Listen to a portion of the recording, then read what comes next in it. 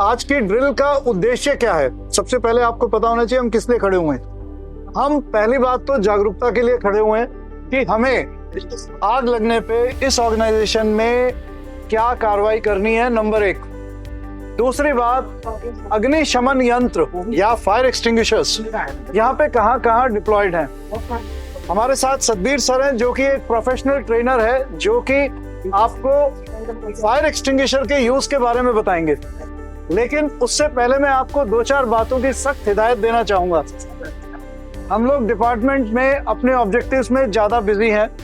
आज का वापसी का गृह कार्य आप लोगों के लिए है कि कल से जब भी आप दफ्तर में आए, दफ्तर में आके इन अग्निशमक यंत्र या फायर एक्सटिंग्विशर को चेक करें।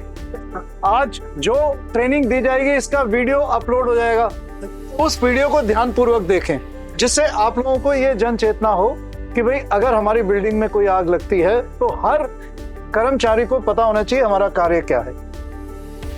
डेमो के अंत में आपके जो सवाल होंगे वो सतबीर जी या मैं जवाब देना चाहेंगे।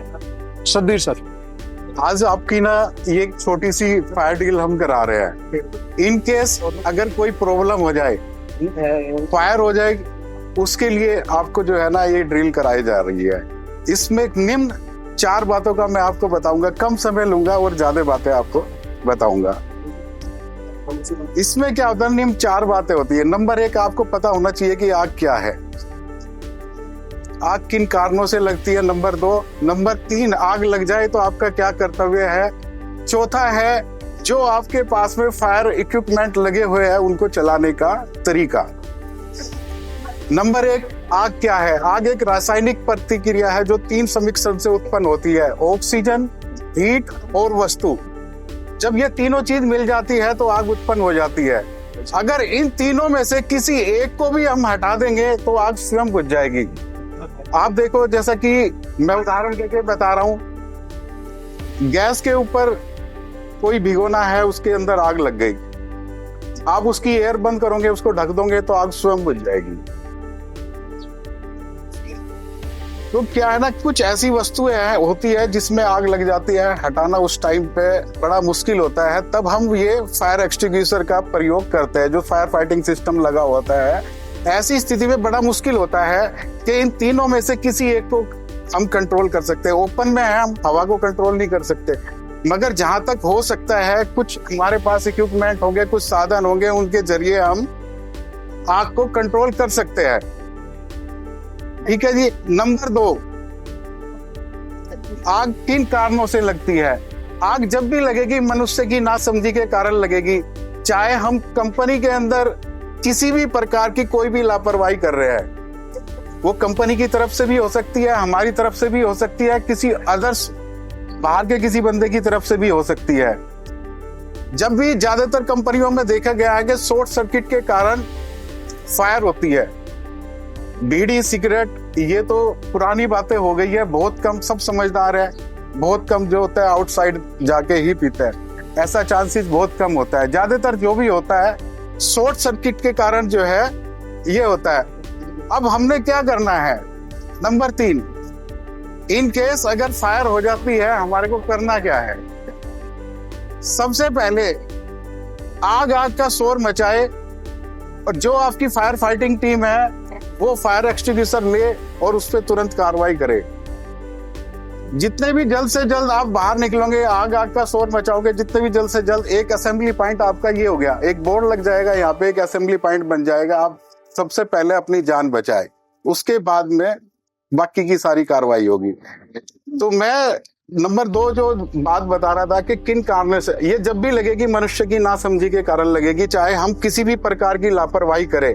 जैसे कि हमारे पास में कोई भी इलेक्ट्रिक कोई भी इक्विपमेंट रखा है, कोई भी ऐसा है, या कोई मशीनरी है या कोई भी ऐसी, हम उसको ओवरलोड चला रहे हैं, उसकी कैपेसिटी कम की, हम उसको ज्यादा चला रहे हैं। या कोई बोर्ड है उसमें हमने देखा कि भी तार इसकी नंगी है और हम उसको फिर भी देख रहे हैं और देखने के बाद में उसको नजरअंदाज कर रहे हैं। कोई भी होगा, हमने देखा और देख कर नजरअंदाज कर दिया तो वो भी एक कारण होता है कि आग लगने का।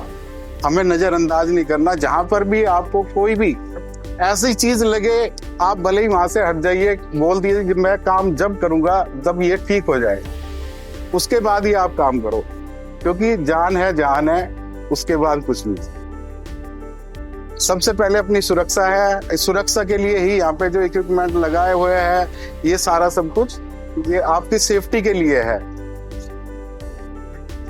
नंबर 3, फिर मैं दोबारा उसी चीज पे कि जैसे ही फायर होती है सबसे पहले आपको आग का शोर मचाना है और जल्द से जल्द बाहर निकलना है। और ये भी आपने श्योर करना है कि जो सारे कंपनी के बंदे जितने भी है वो बाहर निकल गए या नहीं है, कोई अंदर फंस तो नहीं गया। आग शोर मचाने का मतलब यही है कि तब सबको सूचित कर दिया जाए। वैसे तो आपके यहाँ पे अलार्म सिस्टम भी लगा हुआ है, मगर इन केस लाइट कट गई या कोई और प्रॉब्लम होगी, वो नहीं चला, तो हमने क्या है आग का शोर लगाएंगे तो जल्द से जल्द जितनी भी होगी आप बाहर निकल जाएंगे। और जो अपनी पूरी टीम है, जो फायर फाइटिंग टीम है, वो आग को बुझाएगी। जो नियर अबाउट जहां भी आपके सिलेंडर रखे होंगे उनको लेके उसको चलाएंगे और अपने सीनियर को सूचित करेंगे। अगर आग अधिक बढ़ जाती है तो वो अपना फायर ब्रिगेड को बुलाना है या जो है वो आगे की कार्रवाई डिपार्टमेंट करेगा। कंपनी के अंदर फायर एक्सटिंग्विशर लगे हैं, ज्यादातर मल्टीपर्पज फायर एक्सटिंग्विशर लगे हैं। ये पीछे वाले भी देखो जरा, यहाँ पे ये ज्यादातर ना इस तरह के आपके ना फायर एक्सटिंग्विशर लगे हुए हैं। ये मल्टीपर्पज फायर एक्सटिंग्विशर है, इसको हम किसी भी आग पे इस्तेमाल कर सकते हैं, चाहे वो किसी भी प्रकार की आग हो, लकड़ी, कागज, गत्ता, केमिकल, थिनर, पेट्रोल, इलेक्ट्रिक, चाहे वो किसी प्रकार की आग हो, हम इसको उस पे यूज कर सकते हैं। अब इसको मैं चलाने का तरीका बताऊंगा। जब आग लगती है ना, एक चिंगारी से स्टार्ट होती है। अब वो समय पे अगर हमने उसको नजरअंदाज किया तो बहुत बड़ा रूप धारण कर लेती है। आपने देखा होगा कई कई कंपनी में, कुंडली में भी आपकी कंपनी है, एक कंपनी में नजदीक में एक आग लगी थी, 3 दिन में आग बुझी थी। अगर उसको समय पे देख लिया जाता तो हो सकता है वो इतनी बड़ी रूप धारण ना करती आग। तो आपको जो चलाने का तरीका है वो सभी को इकट्ठा जो किया है वो इसलिए किया कि आप सभी को पता होना चाहिए कि फायर एक्सटिंग्विशर कैसे चलाए जाते हैं। जो फायर फाइटिंग टीम बनी है उनको तो पता है ही है, मगर आपको भी पता होना चाहिए, ताकि इन केस अगर वो नहीं है तो आप जल्द से जल्द फायर एक्सटिंग्विशर उठाओ। जो हाइडेंट सिस्टम है उसको चलाने का, फायर एक्सटिंग्विशर चलाने का आप सभी को पता होना चाहिए। ये मैंने बताई दिया आपको कि मल्टीपर्पज फायर एक्सटिंग्विशर है। इसको जो चलाने का तरीका है, इसमें ना एक ये सील लगी हुई है, ये ध्यान दें ना, इसको वीडियो क्लोज ले लो। ये एक सील लगी हुई है इसके अंदर, इसको हम खींचेंगे तो ये टूट जाएगी और ये पिन है जो ये बाहर निकल आएगी। इसको आपने क्या करना है, इस तरीके से इसके लीवर को ऐसे हाथ में पकड़ो और ये पाइप को ऐसे और आग की तरफ आपको ऐसे प्रेस करना है। जब भी हम फायर एक्सटिंग्विशर, ये तो अंदर चलाए तो जैसे मर्जी चला सकते हैं, अगर हम फायर एक्सटिंग्विशर ओपन में चला रहे हैं तो हमें हवा की दिशा जरूर देख लेनी चाहिए। और जब भी आप आग बुझाओगे ना, हमेशा एक सिरे से लेके दूसरे सिरे की तरफ आप जाएंगे तो जल्दी आग बुझेगी। हम क्या करते हैं, आग लग गई, उसको बीच में जो है ना सिलेंडर को चलाते हैं, वो जल्दी सी बुझती नहीं, वो और फैल जाती है। आपने क्या करना है, इसको ये लीवर को ऐसे ऐसे हाथ में पकड़ो, आप जो है ना इसको ऐसे पकड़ के इसको लीवर को दबाना है और इसको ऐसे इसके ड्रम के अंदर सफेद हो जाओगे। इसको ये दबाना है और ये बस चलो चलो चलाओ चलाओ चलाओ चलाओ, नहीं चलाना, अंदर करके चलाओ, अंदर अंदर अंदर चलाओ, लगे चला नहीं अभी पूरा सही।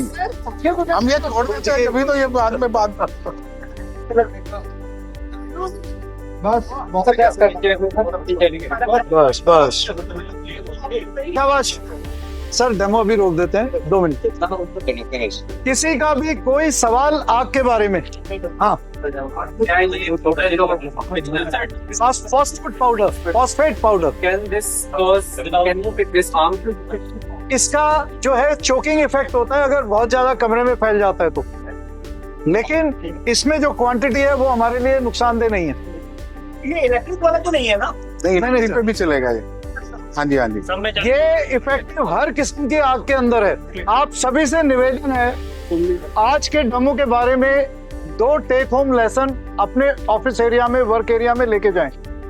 पहली बात तो, अगर आग लगेगी तो मेरे पास क्या इक्विपमेंट है जो मुझे तुरंत निकालना है उस टाइम पे। आप सबसे रिक्वेस्ट है हर डिपार्टमेंट से कि अगर एकदम आग लगती है तो मुझे क्या इक्विपमेंट है जो तुरंत इवैक्यूएट करना है लाइफ के साथ। नंबर 1। दूसरा, सर इफ यू परमिट, ऐसे इक्विपमेंट को कोई कलर कोडिंग के साथ या नाम देके आइडेंटिफाई कर दें, first to be removed in case of fire. इससे इम्पोर्टेंट चीज इस लाइन पे लिखे इन्होंने आपकी लाइफ है और किसी और की लाइफ है जो अंदर फंसा हुआ है।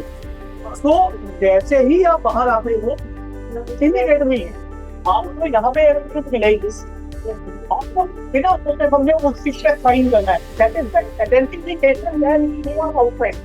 Good point. कभी इस तरीके की कभी कोई प्रॉब्लम क्रिएट हुई है और हम भागते हैं तो भागने में क्या होता है कि आज की एक एक शीट है, एक शीट लगने के बाद में अगर वो शीट आपको यहाँ मिलती है तो उस पर अपना साइन करें so that it will identify that you are safe। और उस दिन के अटेंडेंस के बाद आपने निकाला जाता है कि आपकी बंदी अंदर बाहर गए हैं कौन गया। मैं अभी बीच में मेरी बात रुक गई थी। मैं बता रहा था कि घर के अंदर या कहीं पे भी जैसे एलपीजी जो सिलेंडर होता है उसमें आग लग जाती है। आग लगते ही ना हम घबरा जाते हैं कि ये फट जाएगा, ये होगा। मतलब क्या होता है, ऐसे टाइम पे आपको घबराना नहीं है। आपके नजदीक में जो भी कोई कपड़ा हो, कुछ भी हो, बोरी का हो या अपनी घर की चादर हो या कुछ भी हो, उसको गीला करो, उसके ऊपर ढक दो। ऑक्सीजन बंद, आग भी अपना आप खत्म। सिलेंडर को उसको उठा के बाहर रख दो अगर लीकेज है, बिल्कुल सेफ। क्या करते हैं हम, कई बार क्या होता है रास्ते में जा रहे हैं, हमारी गाड़ी है या किसी और की गाड़ी में आग लग जाती है, वो घबरा जाता है, गाड़ी में से उतरेगा और चलता बनेगा, पूरी गाड़ी जल के आग हो जाती है। आप क्या करो, उसका बोनट खोलो, जो उसका टर्मिनल बैटरी का होता है ना, सबसे पहले उसको तोड़ दो। अगर आपके पास में कुछ है या कुछ भी सामान रखा हो, उससे उसका टर्मिनल को तोड़ दो, या वो वैसे निकल सकता है। अपनी गाड़ी में हमेशा एक पेचकस या कुछ प्लास या इस तरह का हमेशा रखो, कुछ भी ऐसा लगे उसको टर्मिनल को हटा दो। तो आग जो है ना काफी कंट्रोल हम जो है ना बिना फायर एक्सटिंग्विशर के भी काफी जगह जो है ना हम कंट्रोल कर सकते हैं। यही सेम पोजीशन सबसे पहले किसी भी किस्म की कोई आग लगे भागते समय सबसे पहले इंस्टॉल करें कि भाई एमसीबी कहाँ है, कहाँ पर है। अगर हम इसको मेन को डाउन कर जाते हैं तो इसका मतलब है कि जो आग इलेक्ट्रिक से लगने वाली है वो आग आगे फैलेगी नहीं, क्योंकि अगर इलेक्ट्रिक ने वो आग कैच कर ली है तो वो फिर लगातार एक सीक्वेंस में भागती चली जाती है, उसका रुकने का कोई तरीका नहीं होता। सबसे इंपॉर्टेंट चीज होती है कि चाहे आग कितनी जगह पे लगे, और आपको पता है कि बहुत दूर है, सब जगह नहीं जानी है, सबसे पहले जो है आपको मेन स्विच बंद करना होता है तो दैट कि आग किसी भी तरह से आगे नहीं फैले। और सबसे इम्पोर्टेंट चीज बन सके वो आपकी अपनी सेफ्टी है। इम्पोर्टेंट क्या नहीं है, दैट इज सेकेंडरी। वो एक जो डिविडेंस ऑफ हमारे पास जो है सिर्फ एक सिस्टम नहीं है, बहुत सारे सिस्टम है। एक ये सिस्टम लगा हुआ है, हमारे पास पूरा पानी का सिस्टम लगा हुआ है, फायर हाउस लगा हुआ है, फायर का लगा हुआ है। ये इंश्योर करना हमेशा से जनरली 99% तक क्या होता है कि जिस समय आग लगती है सेटअप पे जाते हैं तो सबसे पहले जो चीज खत्म हुई होती है चेक करने में पता चलता है ये टैंक खाली ना, पानी उसमें। तो टैंक कभी भी पानी का खाली नहीं रहना चाहिए। उस समय आप पानी भर नहीं सकते, ये तो कर नहीं सकते कि इलेक्ट्रिक मोटर चला करके पहले पानी भरोगे फिर नीचे आएगा, तो पहले आग लगेगी। तो जो हमारे इधर मेंटेनेंस देख रहे हैं, एडमिनिस्ट्रेशन देख रहे हैं, उनकी सबसे इंपॉर्टेंट ड्यूटी ये है कि ये पानी का टैंक हमेशा से भरा हुआ होना चाहिए।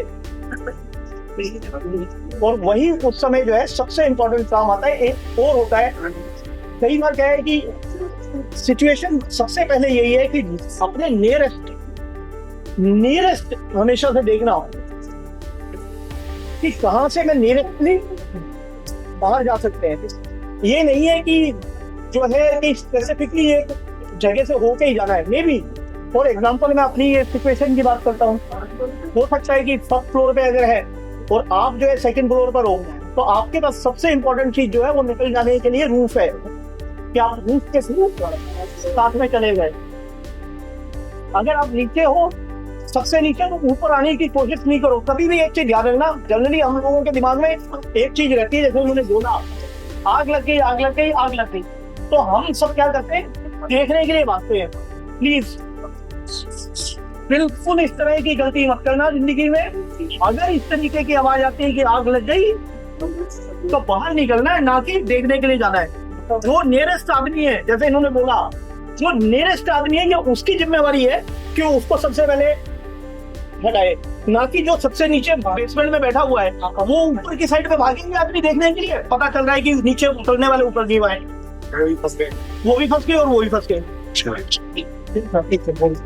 तो ये छोटी छोटी चीजें हैं जो कॉमन सेंस के साथ, और सबसे इम्पोर्टेंट चीज कॉमन सेंस भी आपको सेव कर सकती है। To operate a fire extinguisher, use the 4-step pass technique. Pull the pin at the top of the extinguisher. Aim the nozzle of the extinguisher at the base of the fire. Squeeze the handle to discharge the extinguishing agent. Finally, sweep the nozzle back and forth at the base of the fire from side to side. Always remember, having a fire extinguisher and knowing how to use it is essential for every establishment.